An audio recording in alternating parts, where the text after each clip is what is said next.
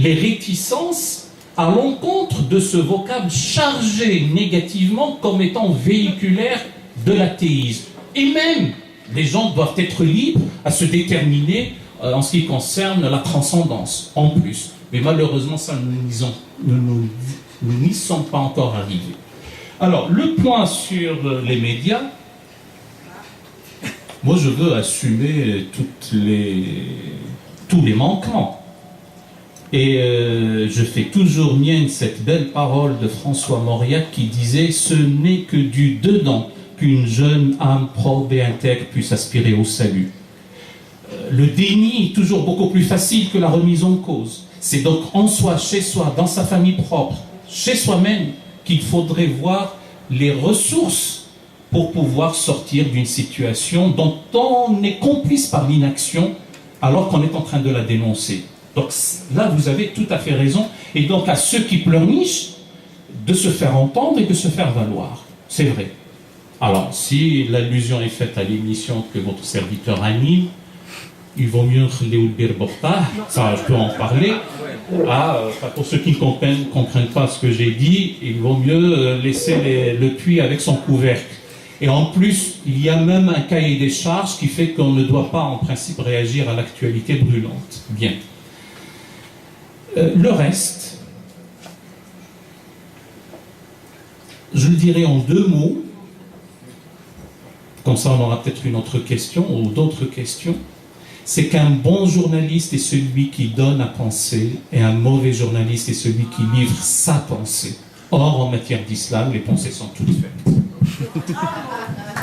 Et il se trouve que quoi que nous fassions, si nous n'avons, au présent de l'indicatif, que comme seul canal d'information sur la société française que la revue détective, il y a de quoi désespérer de l'âme humaine en France.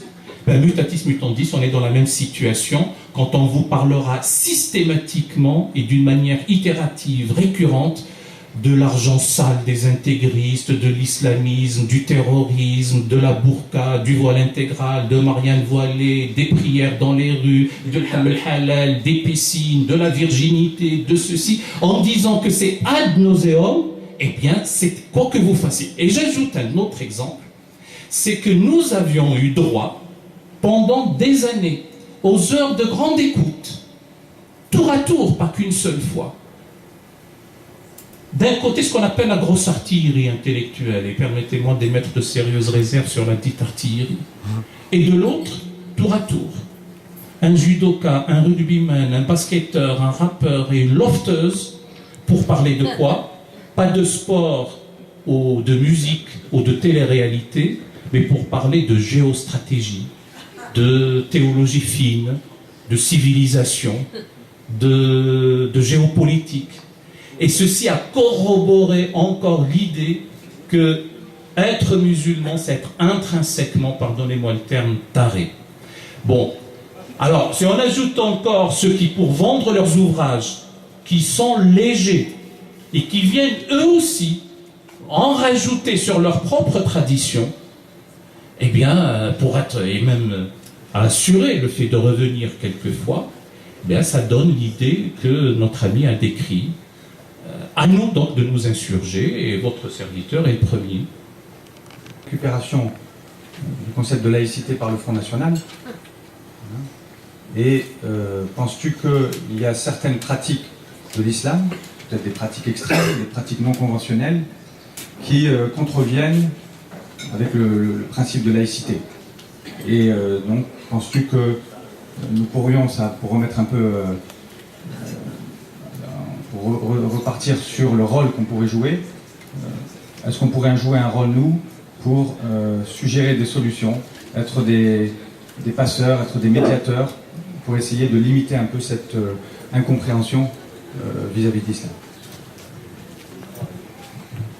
Là aussi, si c'est comme ça, je dirais simplement l'abulhum. Moi, à la place de Marine Le Pen, j'ai envie d'accéder aux affaires, j'utilise tout. Bon, ce n'est pas éthique, ce n'est pas... Nous pouvons regretter que la société française ne secrète plus des hommes et des femmes à la culture de l'État, depuis Sarkozy jusqu'à Marine Le Pen. Ça, nous pouvons le regretter, mais bon, à nous de nous évoluer dans ce contexte. Et j'arrêterai là la réponse et on va s'asseoir. Si tu veux des choses beaucoup plus denses, ben oui, parce que nous avons donné le bâton pour nous faire fouetter.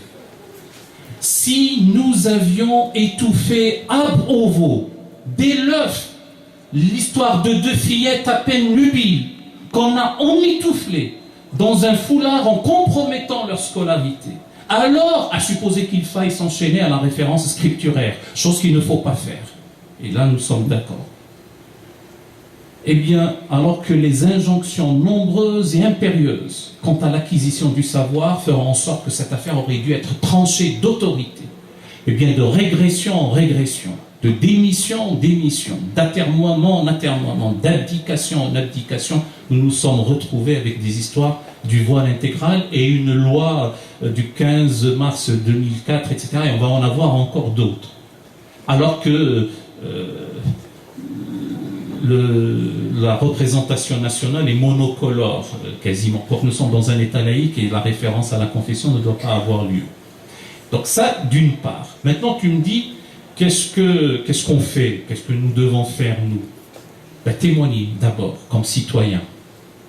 Mais aussi, faisons en sorte, là nous touchons à quelque chose de délicat, que je ne veux pas aborder, non pas par frilosité ou par défaut. Vous savez tous que votre serviteur est un homme libre et indépendant d'esprit.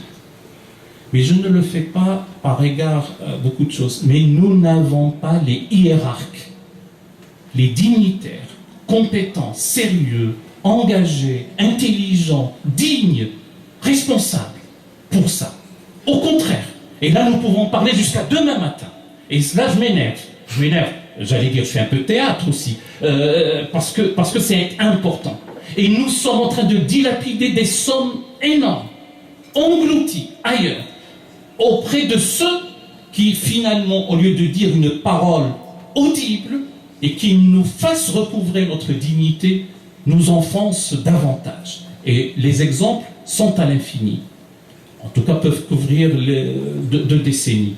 Alors, c'est pour ça que, et ça serait vraiment le mot de la fin, j'ai dit tout à l'heure qu'il ne faut pas s'enchaîner à la référence scripturaire, mais je le fais uniquement par référence éthique cette fois-ci. Il y a un verset coranique qui dit, et qu'on retrouve même dans la République, que aucune nation, aucun peuple, aucune communauté, aucun groupe humain ne change si pris individuellement les membres de la nation, du peuple, de la communauté ou du groupe humain n'entreprend pas cette fameuse métanoïa grecque, la reconversion, le retour à Dieu pour les croyants, le retour sur soi, sur l'essentiel, et de voir encore une fois du dedans quels sont les manquements à la situation qu'on vit. J'imagine qu'une rencontre telle que celle-là, et qui est inaugurale, elle n'est pas unique, et qui sera suivie d'autres, eh bien, donnera une prise de conscience pour, encore une fois, le mot je l'ai utilisé plusieurs fois, pour que nous sortions de l'ornière. Merci beaucoup, Raleigh.